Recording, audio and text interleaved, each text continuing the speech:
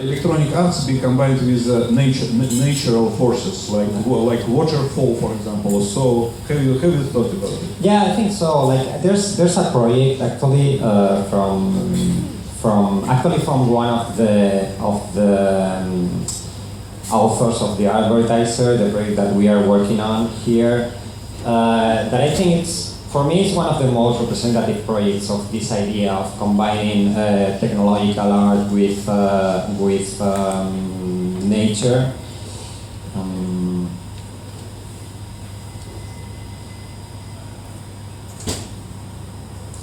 Let me show you the video.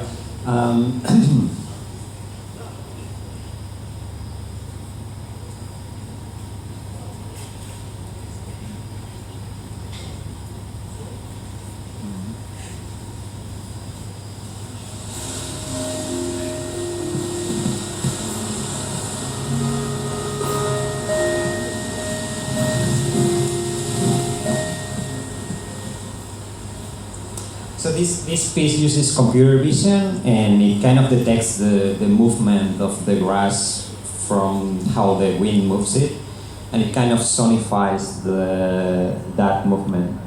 And it is also kind of nice because it's not super invasive. It's just this camera. There's not even a screen or anything like that. There's just like 2 speakers and this camera, and it will kind of put a soundtrack to the countryside or something like that. I think it's really poetic. I like this kind of work a lot. Yeah.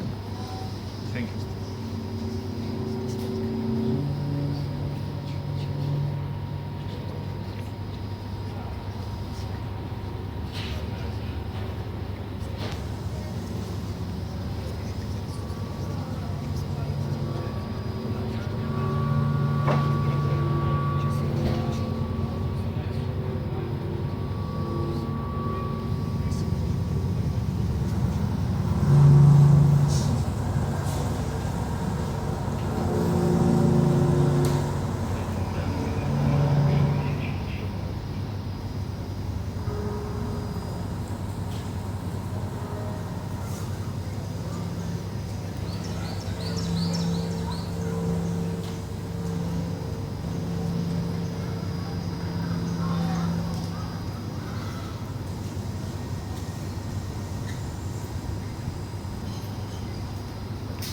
That's more like the technical details about the piece.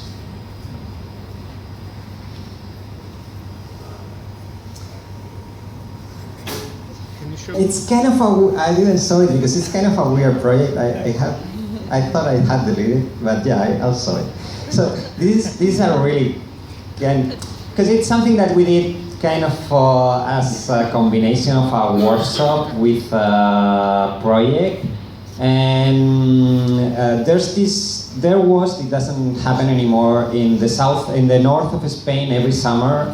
There's this cultural center called Laboral, and they used to do this thing called Summer Lab, where lots of people that works with technology and art, but most people will come from totally different backgrounds. Some will work with electronics, some will work with software, people that were musicians, and I've been thinking about this idea of how to do something like there's this idea from the surrealist called the exquisite corpse, which is what they did is that someone will will do a drawing, and then you kind of fold the paper and pass it around, and then like someone else will continue that drawing without looking at what was drawn before. There was a kind of a little edge that you could see, so you can have some continuity, but that was it. And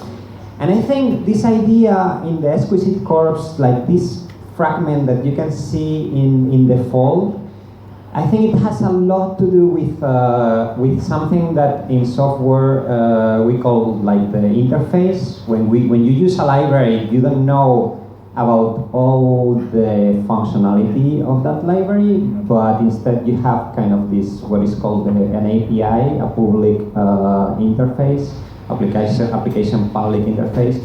And through that interface, you are able to use that library without knowing exactly how it works internally. It's kind of this idea of the black box, etc.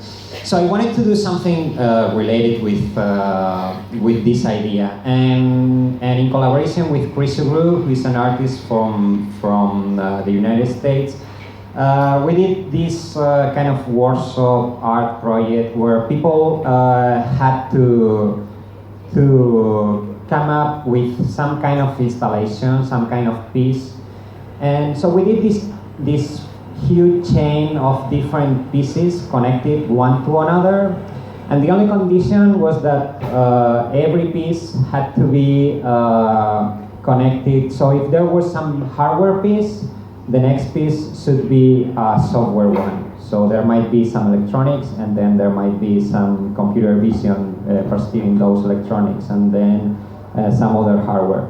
And we created this huge chain of, I think, 10 or 15 elements. We didn't have any budget. It was like completely like the lowest budget thing that you've seen.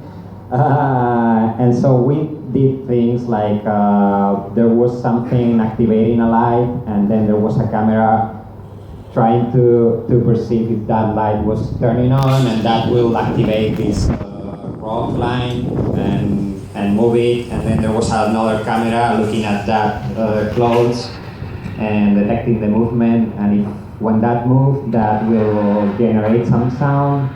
And in the speaker there will be some lentils, and with the sound they will jump. And there was another camera tracking that, and that will generate some visuals, which then will, well, I guess you get the idea. So it was kind of a project done by, like, I don't know exactly, like 15 people, something like that, in a week in the summer in Laboral, where like you drink a lot of cider. It's like the typical alcohol product from Yukon, and so it was kind of a messy, funny project. We did this map at the very beginning to know, like to see how everything will connect together.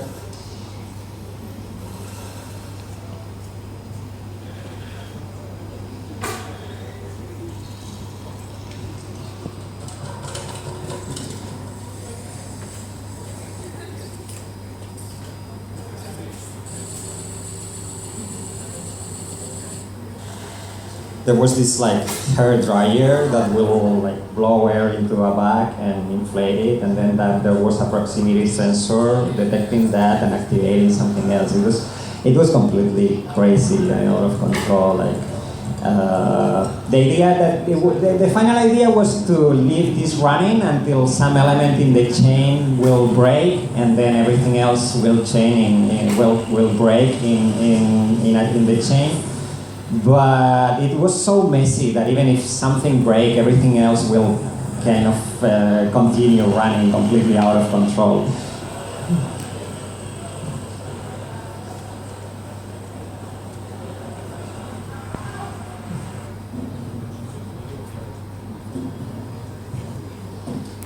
I think there's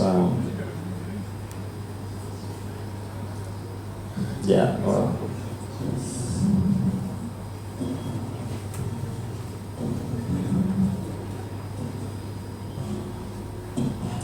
There's like the whole map of all the installations. It's kind of hard to understand, but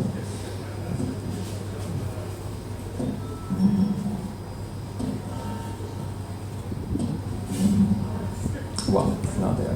But yeah, that's the absurd machine.